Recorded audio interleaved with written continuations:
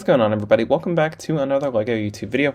As you all know, Avengers Tower is now out, and I just ordered mine from the LEGO website, so unfortunately I do have to wait for it to arrive before I actually get to build and display it, but in the meantime, I figured let's go ahead and start making space for the Avengers Tower so that when I do finish building it, we'll be able to incorporate it immediately into my Daily Bugle and LEGO City display. So we've got a few subtle changes we have to make just to make sure that I am able to fit the Avengers Tower into my LEGO display, and then we're also going to be changing up a few other things around the LEGO room too, so stay tuned because there's definitely a lot of changes in this video. But the very first thing we have to do, of course, is with the Avengers Tower. That is the main thing that we are doing today, and so we actually have to change up our Daily Bugle display because I saw online that the Avengers Tower is actually not able to go right next to the Daily Bugle, as the top little hanger of the Avengers Tower kind of bumps into the Daily Bugle sign. So we're going to have to move our modular buildings a little bit. Luckily, it's very easy to do so. You can just attach them with the Technic pins, and here are the three modulars all separated, and they are ready to be put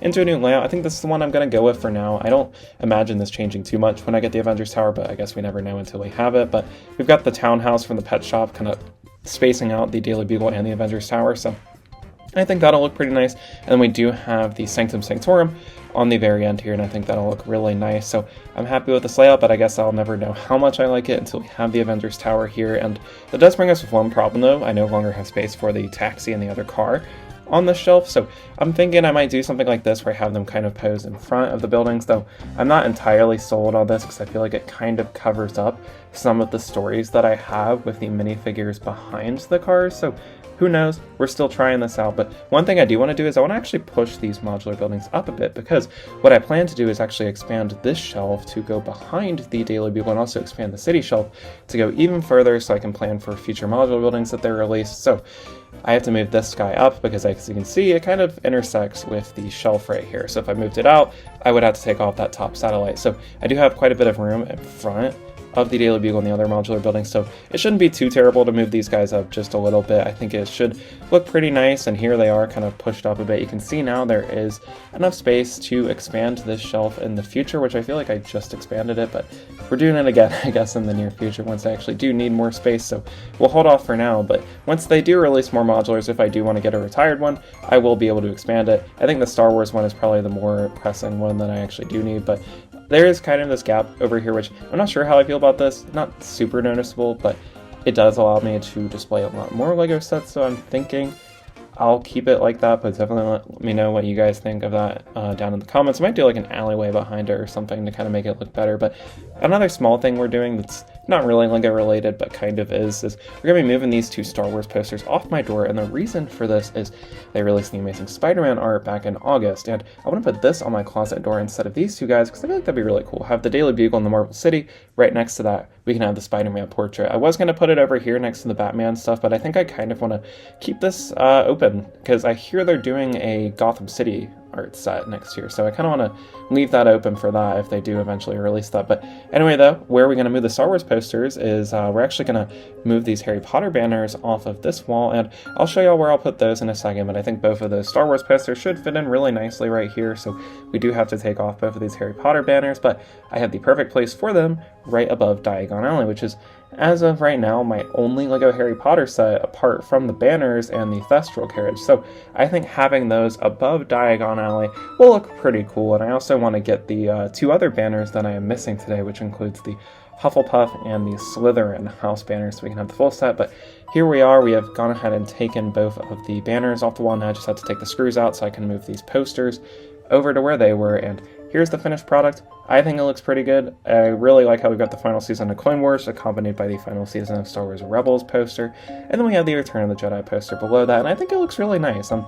a lot more happy with this. It makes a lot more sense. And then I also need to put my Nintendo art back up because I used to have it above my TV, but as you all know, I got a new shelf, and so now there's LEGO sets there. So I decided to put these guys on top of my bed for now. If we do put a shelf up here in the future, they'll of course have to go, but I think I'm gonna leave these here for a while. I'm not really sure I like the idea of a shelf floating above me while I sleep, because if that falls, that's not good. Not that I think it would fall, but just in case, that'll be something I always think about. But what I am really happy about though is the potential placement for the Hogwarts house banner, so I'm really excited. We're going to go ahead and prepare the wall so I can actually drill some holes in the wall to get these guys hung up, and here's the Gryffindor and Ravenclaw ones hung up, and I also did insert the screws for the Slytherin and Hufflepuff house banners, that way I don't have to come back later and do it. And here are the Hufflepuff and Slytherin house banners. I finally got these from Walmart today. They were on sale for like $27 each instead of the $35 that they're normally at, so like nothing too crazy. Target had them for 40% off, but they sold out, unfortunately. But I still think it was a decent deal, and I wanted to complete the set. Here's a look at the minifigures included. You do get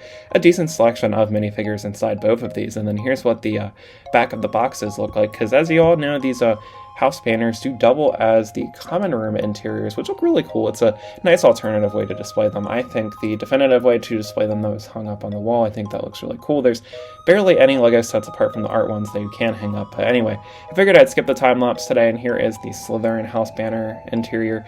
Looks very cool. I think this is probably my favorite out of the four.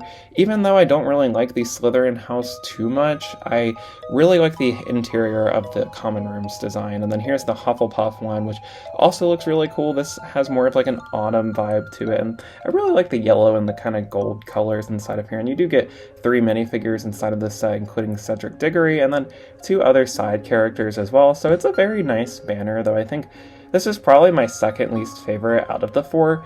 I think my least favorite is the Ravenclaw one. They just, like, I don't know, that one's just kind of bland compared to the other ones, but this one's still pretty good. I just really like the Gryffindor and the Slytherin ones a lot more.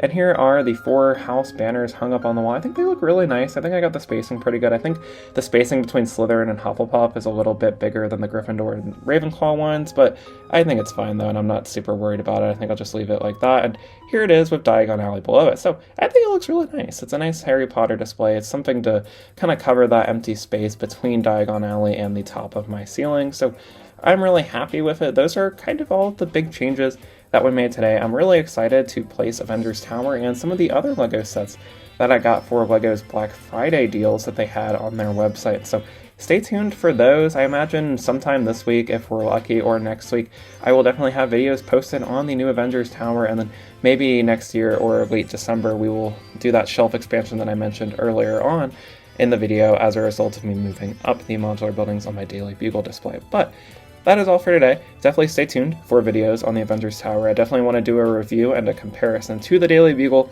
and of course there's going to be a time lapse and me placing it in my LEGO city. But that is all for today. Thank you guys so much for watching. Definitely let me know what you think of the changes we made down in the comments, but that is all for today. Peace out, y'all. Bye.